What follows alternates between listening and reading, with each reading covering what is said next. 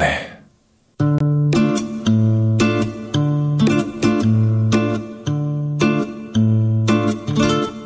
시사본부. 네, 1시 12분 향하고 있습니다. 시사본부는 청취자 여러분들의 참여 기다리고 있습니다. 샵 9730으로 의견 보내주시면 되고요. 짧은 문자 50원, 긴 문자 100원, 어플리케이션 콩은 무료로 이용하실 수 있습니다. 팟캐스트와 콩, KBS 홈페이지를 통해서 시사본부 다시 들으실 수 있고 유튜브를 통해서도 만나실 수 있습니다. 일라디오 아니면 시사본부 이렇게 검색하시면 영상으로도 유튜브에서 확인하실 수 있습니다. 매주 화요일 현역 의원들과 함께하는 정치화투 시간입니다. 삼선 의원 두 분과 오늘도 함께하겠습니다. 먼저 더불어민주당 김경협 의원 나오셨습니다. 안녕하십니까? 안녕하세요. 김경협입니다. 네, 그리고 국민의힘 조혜진 의원도 자리하셨습니다. 안녕하십니까? 예, 반갑습니다. 조혜진입니다. 예, 주말 동안에 뉴스가 많이 쏟아졌습니다. 한미 정상회담에 대해서 엄청난 성과를 거뒀다라고 자평하는 곳도 있고 여당 쪽에서는 뭐 그렇게 말씀하시고 또 야당 쪽에서는 아니다 뭐 빈손으로 돌아왔다 뭐 이렇게까지 좀 얘기하시는 분들이 있는 것 같은데 김병엽 의원님께서는 이번 회담 어떻게 평가를 하십니까? 엄청난 성과를 냈다는 그 여당만 평가가 아니고 예. 우리 해외 언론들 일본도 부러워하더라고요. 일본이 부러워요. 네, 눈부신 성과를 낸 최고의 회담. 아직까지 이런 정상회담은 없었다. 예. 아무튼 그동안에 우리 한미 관계가 네. 안보 동맹 중심에서 그랬죠. 이번에는 네. 이제 백신 동맹, 4차 산업 동맹, 경제 동맹으로까지 확대 발전된 역사적인 회담이다. 네. 이렇게 평가하고 있습니다. 예. 저희는 제가 덧붙일 게 없네요. 그동안의 군사안보 동맹이 사실은 문재인 대통령 4년 동안에 많이 흐트러지고 약화됐거든요. 네.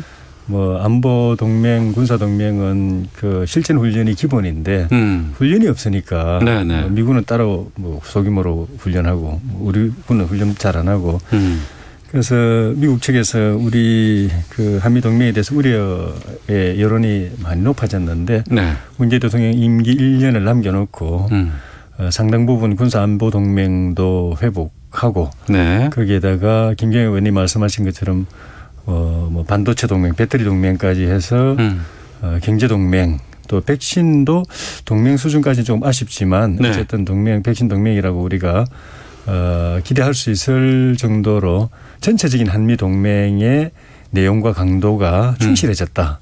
그건 분명히 성과다.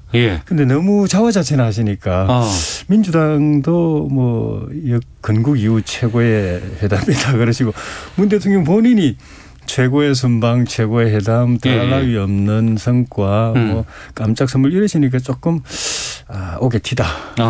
그런 생각이 너무 자랑하더라. 예. 그래서 우리 스스로 잘했다고 너무 그러기가 좀 쑥스럽습니다.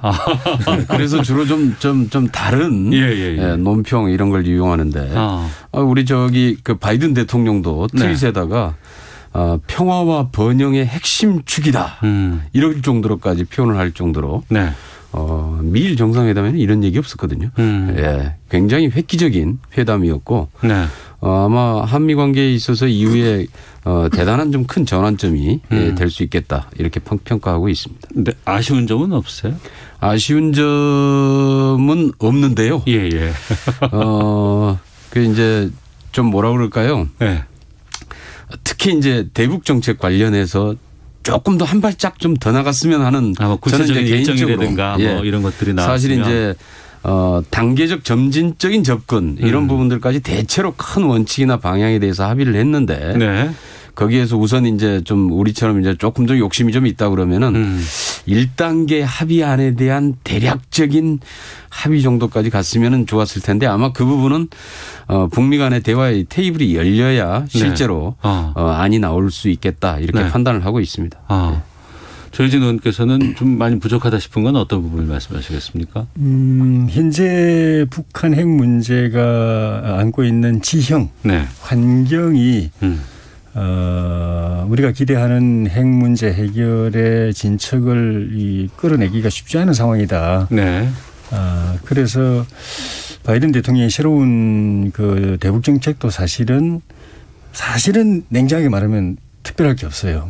무슨 뚜렷한 비전이나 희망이 안 보입니다. 네. 그 상황에서 정상회담을 통해서 뭔가 진전된 결과를 가져오기 쉽지가 않고 그건 북한이라는 존재 자체가 북한 네. 핵을 포기할 의사가 전혀 없는 완고한 상황에서 핵 보유국을 오히려 인정받고 거기서 군축회담을 통해서 자기들이 필요한 걸 얻어내려고 하는 그 기본 원칙을 견고하게 그 고수하고 있으니까 네. 이 미국이나 우리나라가 우리 정부가 노력해서 뭘 물꼬를 튼다는 게 좀 한계가 있다. 이런 점이 정상회담에서도 원론적 수준의 방향은 천명했지만 그 이상으로 뭔가 나갈 수 있을까? 결과가 나올 수 있을까? 네. 이게 대한 기대는 참 어렵다는 점이 아쉽지만 그거는 뭐 두 정상의 문제는 아니니까 북한의 문제라고 오히려 우리가 볼 수 있는 거니까 네. 그런 점이 있고 미국에 44조를 투자했지 않습니까? 예. 그 결과로 우리가 사실은 몇 가지 희망하는 걸 공동성명에 담았는데 네네. 우리 저 일자리 때문에 힘들어하는 젊은이들 입장에서 볼 때는 저 44조를 가지고 반도체 배터리 공장을 우리나라에 세우면 우리 젊은 사람들한테 참 좋은 일자리가 생길 텐데 하는 네.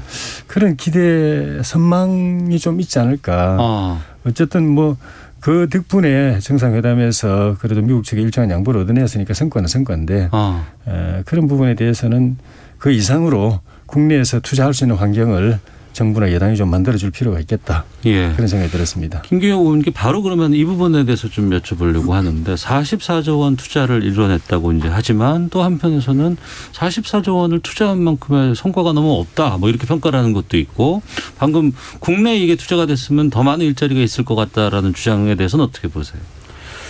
우선 큰 방향에서 그동안에 우리가 미국의 원조를 받고 네. 투자를 유치하기 위해서 굉장히 고생들을 많이 했죠. 이제는 우리가 미국에 투자를 해주는 나라가 됐다라는 건데요. 예. 지금 최근에 미국의 과거 이제 트럼프 행정부 때부터 미국의 무역 정책이 좀 바뀌고 있습니다. 네. 상당한 보호주의 자체가 좀 상당히 강화되는 양상으로 가고 있어서 지금도 이제 마찬가지인데요. 미국 국내에서 생산하지 않으면은 해외에서 들여오는 부분들에 대한 관세 장벽을 계속 지금 높여가고 있는 추세거든요. 네네. 그런 차원에서 우리가 미국 시장을 진출하는 데 있어서 미국 내 투자도 우리 입장에서 상당한 정도 필요하고요.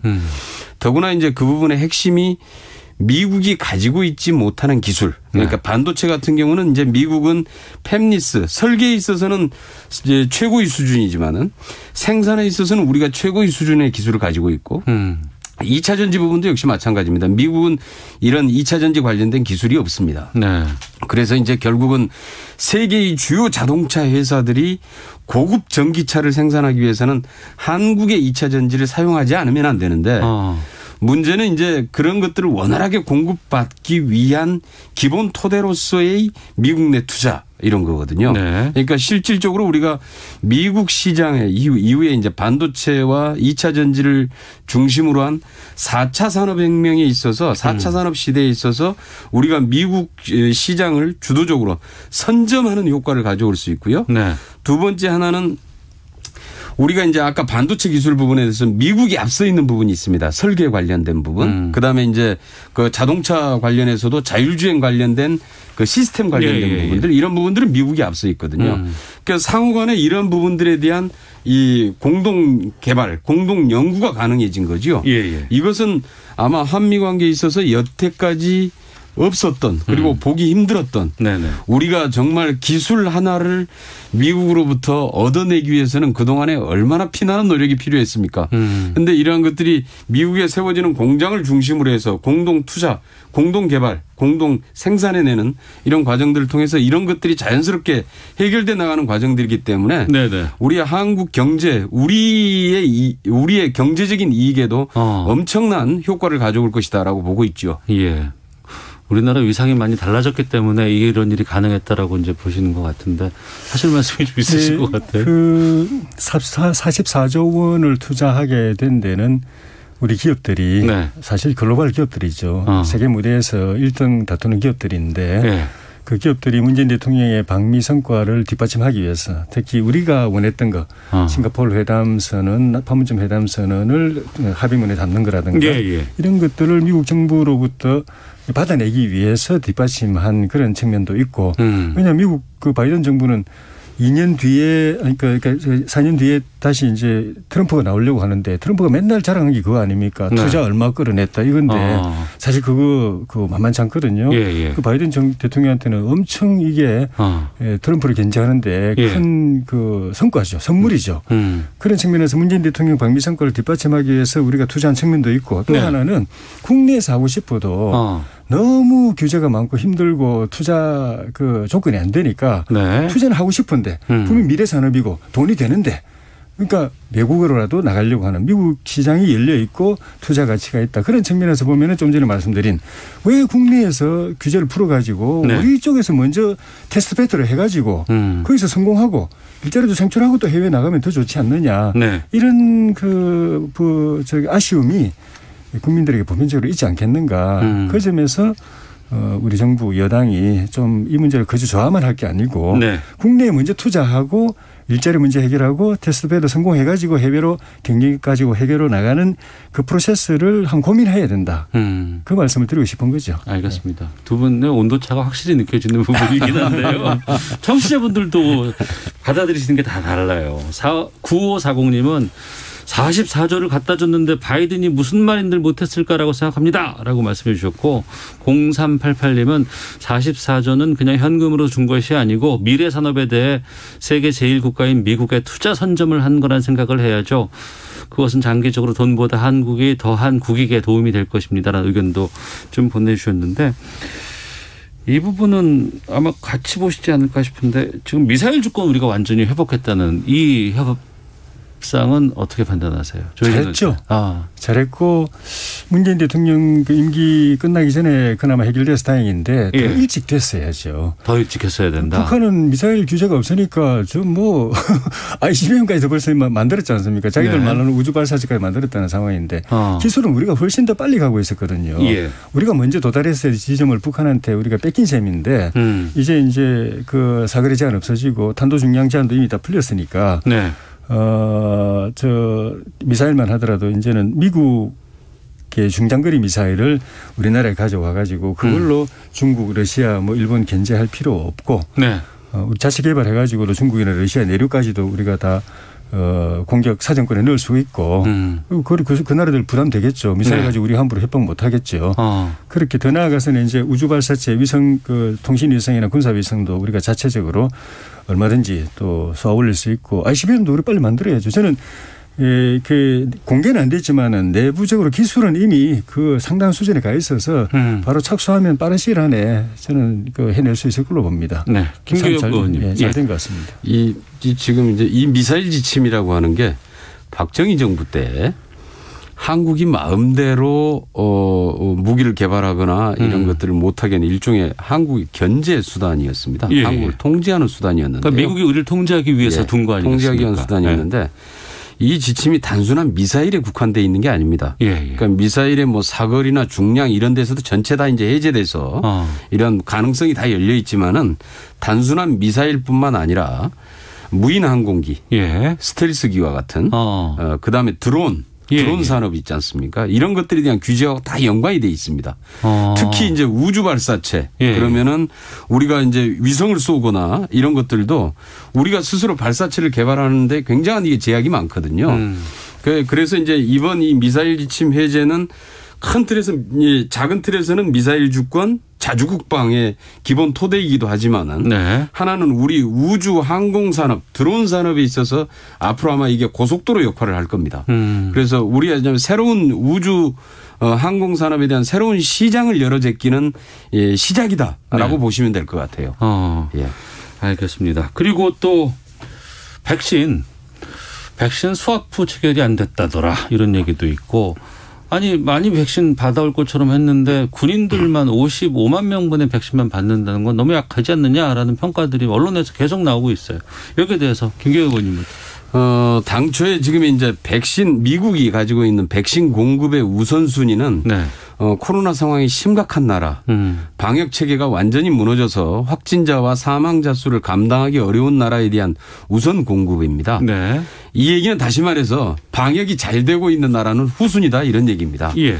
그런데 이제 그런 와중에서 사실 우리가 이번에 좀 더 받아내고 그다음에 나중에 갚는 방식으로 하면은 좀 이런 이제 기대가 우리 좀 일부에서 있었는데 예. 이게 사실 큰 이 실효성이 없었던 게 이번에 이제 합의를 하더라도 후반기에나 들어오게 됩니다. 네. 그런데 우리는 이미 9월 달까지 해가지고 인구수의 2배에 달하는 백신량을 확보를 하고 있습니다. 예. 그때 가서 들여올 거면은 지금 가서 합의하는 게 아무런 의미가 없다는 거 얘기고요. 네. 이거보다 훨씬 중요한 것은 여기서 백신 몇만 분, 뭐 몇 명만 분, 몇 백만 명분을 더 추가로 가져오느냐 안 가져오느냐의 문제보다는 네. 실질적으로 백신에 대한 기술 이전과 공동 연구 개발 그리고 우리가 실제로 백신 허브 국가, 백신의 생산 기지화하는 거죠. 그리고 여기에 대한 기본적인 합의를 했다는 것 자체가 이번에 가장 중요한 성과고요. 이제 아마 다른 나라들은 아마 계속해서 매년 아마 그렇게 될 텐데 금년에는 우리가 백신 몇 명분을 갖다 구했는가 네네. 이거 가지고 계속 논란을 벌일 텐데 우리는 백신을 우리 국내에서 자체 생산하는 양이 연간 10억 회분이 넘습니다. 연간 생산량으로 가지면 그 실질적으로 우리가 거의 아시아 지역의 백신 생산 기지고 생산 허브로서 작용을 한다는 것이고요. 네. 물론 그 과정에서 우리가 필요로 하는 백신들은 얼마든지 우리가 먼저 안정적으로 공급받을 수 있기 때문에 네. 향후에 이런 중장기적인 관점에서 보면은 우리의 바이오 산업하고도 연관돼 있고요. 그래서 이것은 획기적인 이번에 이제 변화다라고 생각을 합니다. 네, 백신 걱정 안 하셔도 된다는 의미로 좀 계속 들리는데 최희진 의원님. 이 문제는 정의용 실장을 비롯해서 정부 관계자들이 국민들한테 괜히 좀 성급한 기대감을 불러일으킨 것이 원인이었던 것 같아요. 스와프를 하려고 하면은 미국이 남아돌 때는 우리가 얻어쓰지만 네. 미국이 모자랄 때는 우리가 미국을 도움을 수 있는 관계라야 스왑이 되는 거거든요. 달러 스왑이든 간에.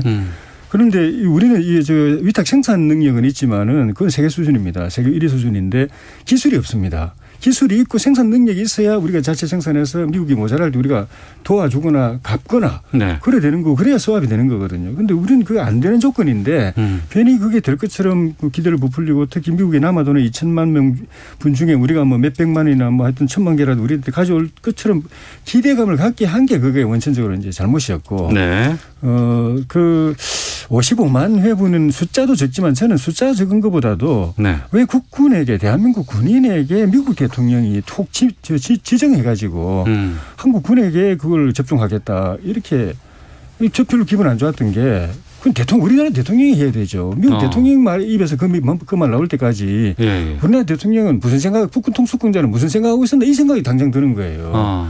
우리가 먼저 안보가 중요하고 국방이 중요하다고 하면은 그걸 먼저 했어야 되고 그런데 왜 그게 조금 그렇게 안 좋게 들린 이유 중에 하나가 우리가 그동안에 미국하고 미국 측에서 군사 합동 훈련하자고 할 때 계속 그걸 갖다가 그 면피한 이유 중에 하나가 코로나 때문에 그랬거든요.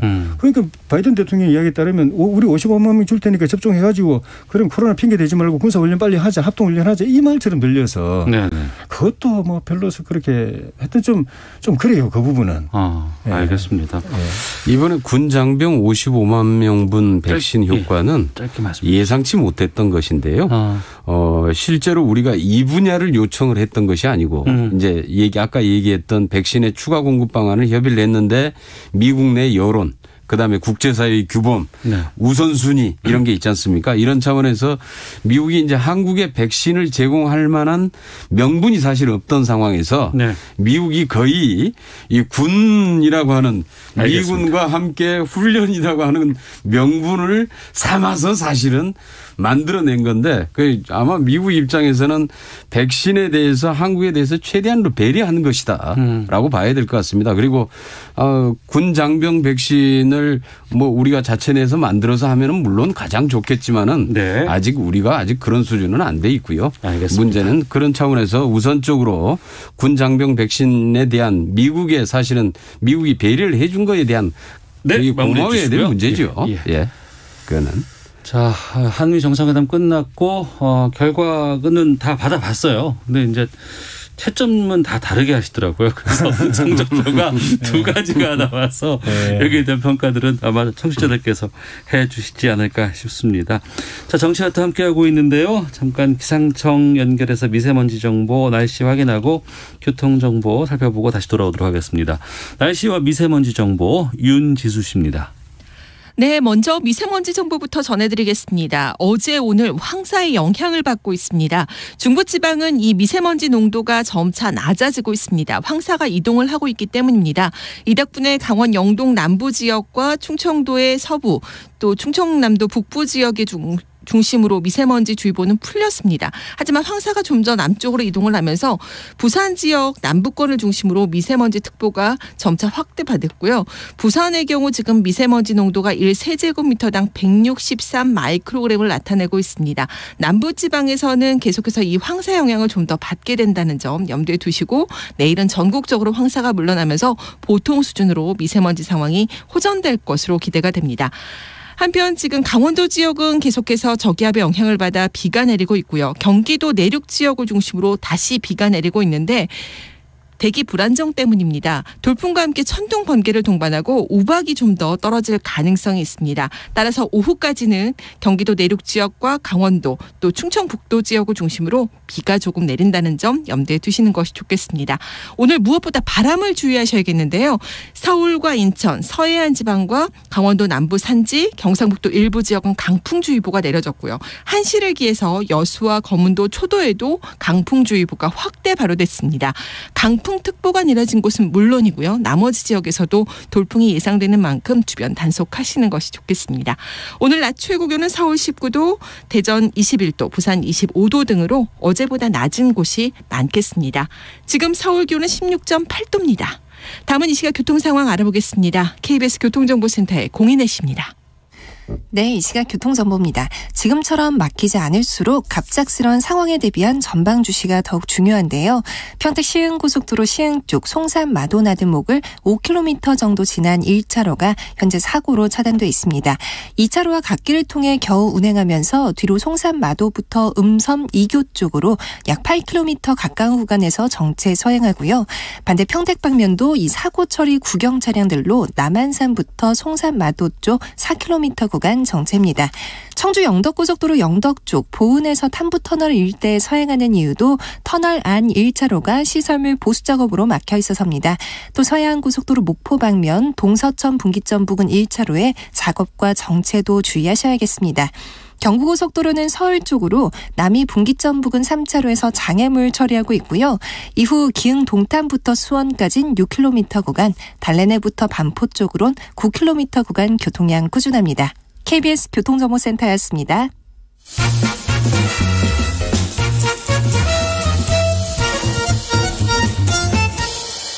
오태훈의 시사본부. 네, 정치와트 돌아왔습니다. 민주당의 김경협 의원, 국민의힘 조혜진 의원과 함께하고 있습니다. 각 정당 상황 좀 살펴보겠습니다. 국민의힘 전당대회 분위기가 꽤 뜨겁습니다. 예. 저희가 일부에서 주호영 후보와도 인터뷰를 했었는데 지금 보면은 아무래도 국민의힘 전당대회는 세대교체 바람, 이 열풍, 이게 많은 지금 관심들이 집중되어 있는데 조혜진 의원께서는 당대표 출마하신다고 했다가 최고위원으로 바꾸셨어요? 예. 예. 이 지금 세대교체 바람과 함께 좀 말씀을 좀 해 주시죠. 저는 그 당대표는 제가 제일 준비가 잘 돼 있다고 생각해서 네네. 출마 선언을 했는데 저희와도 인터뷰 하셨잖아요. 해보니까 예. 당대표는 여전히 제가 제일 잘하겠지만 당선되는 데는 제가 준비가 덜 돼 있다. 예. 역부족이다. 그런데 제가 하려고 했던 역할을 포기하고 싶지는 않고 최고위원으로라도 들어가서 그 당을 위해서 정권교체를 위해서 꼭 하고 싶어서 최고위원으로 뭐 낮췄다고 하기 못할지 모르겠습니다만 하여튼 그렇게 후보 등록을 했고요.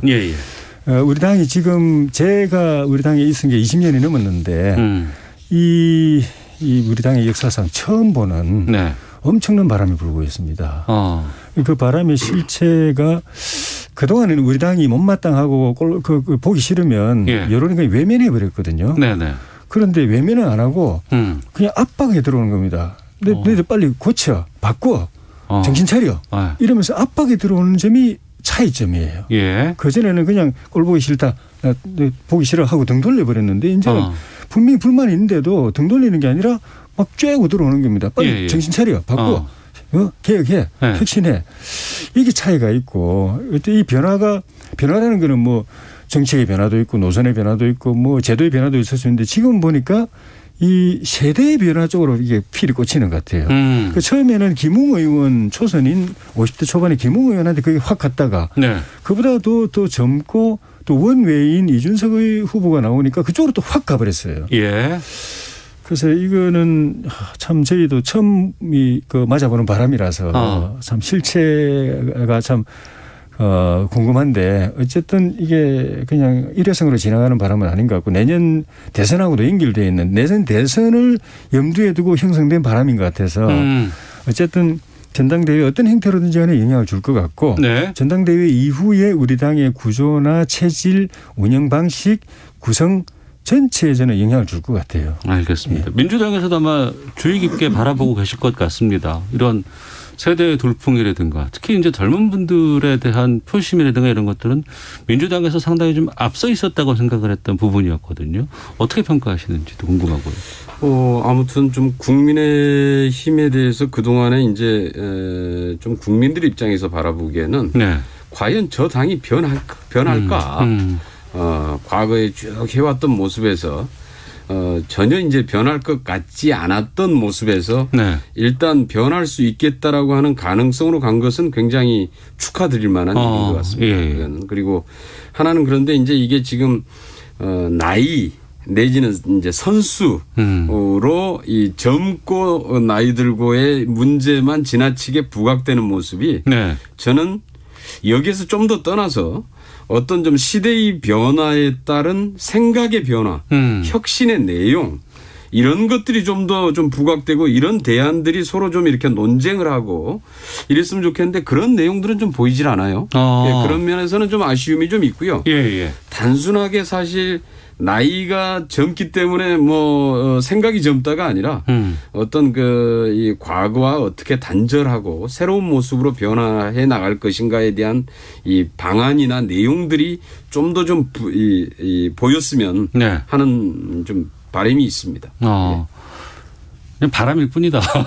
안에 바람의 색이라든가 알맹이는 좀 잘 없어 보인다 뭐 이런 뜻으로 좀 들리기도 하는데 하지만 또 한편으로는 민주당도 좀 이 변화에 대한 이런 것들에 대한 노력들도 좀 필요할 것 같다는 생각이 들기도 하고. 민주당은 그동안에 계속해서 지속적으로 이제 변화를 추구해 왔죠. 몇 차례에 걸쳐서. 그다음에 지난 이해찬 당대표 시절에도 이제 그 당 시스템 정당, 플랫폼 정당을 만든다 해서 투자도 하고 대거 당내 시스템들을 정비해서 누구 한두 사람이 당을 좌우할 수 있는 게 아니라 당이 시스템에 의해서 현역들은 평가 시스템, 그다음에 공직 후보자들에 대한 검증 시스템, 공천관리 시스템 이런 전체적으로 다 시스템으로 정비가 좀 돼 있는 상황이고요.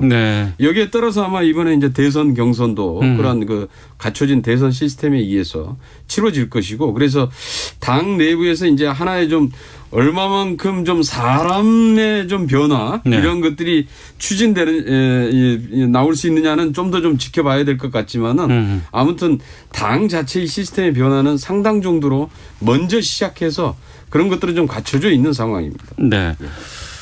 조혜진 의원께서 이제 최고위원 출마로 돌리셨기 때문에 이 질문을 제가 좀 편하게 드릴 수 있을 것 같습니다. 내일 모레면은 이제 발표가 날 것 같은데 그렇죠? 8명이 지금 당대표 출마를 했습니다. 그중에 5명이 이제 경선으로 가는데 어떻게 누가 좀 유력해 보이세요? 지금? 일단 내일 모레 이틀 여론조사하고요. 그다음에 28일 날 본선 진출자가 가려지는데 여론조사상으로만 보면은 한 3분 정도가 선두그룹을 형성하고 있고. 3분이라고 하면? 뭐 이준석 최고라든가.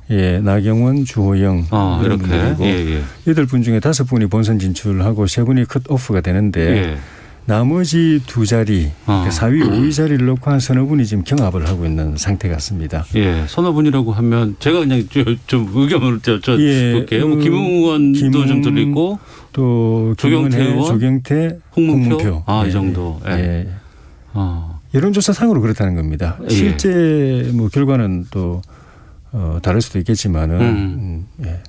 추세는 그렇습니다. 5대5에서 이제 본경선은 7대3으로 바뀌는 거 아니겠습니까? 예. 이 변화가 좀 큰가요? 그 차이가?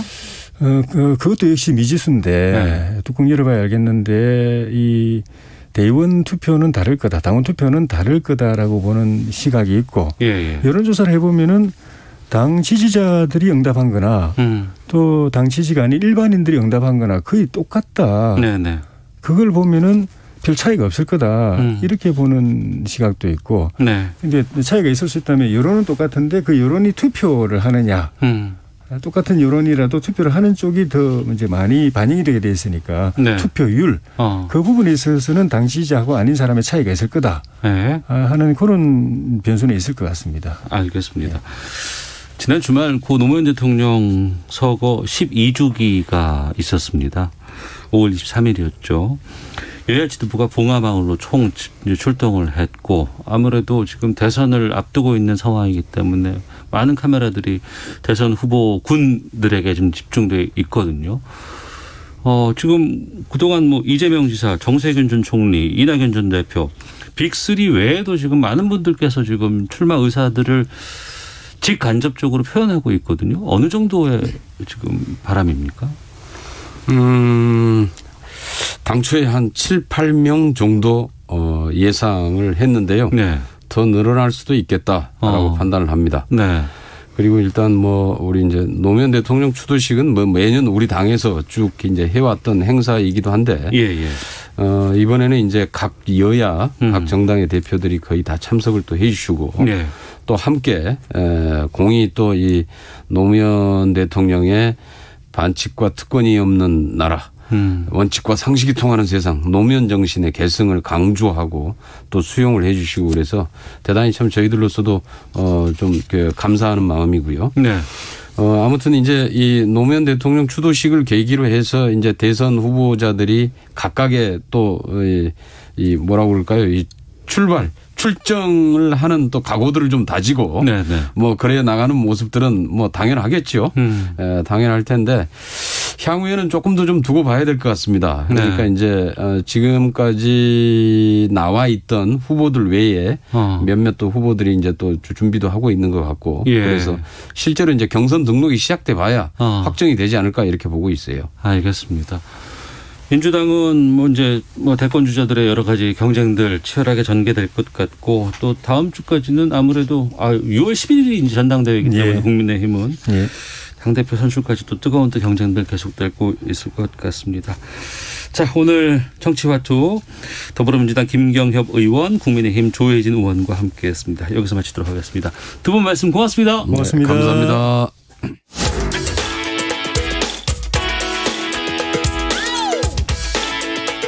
오태훈의 시사본부는 여러분의 소중한 의견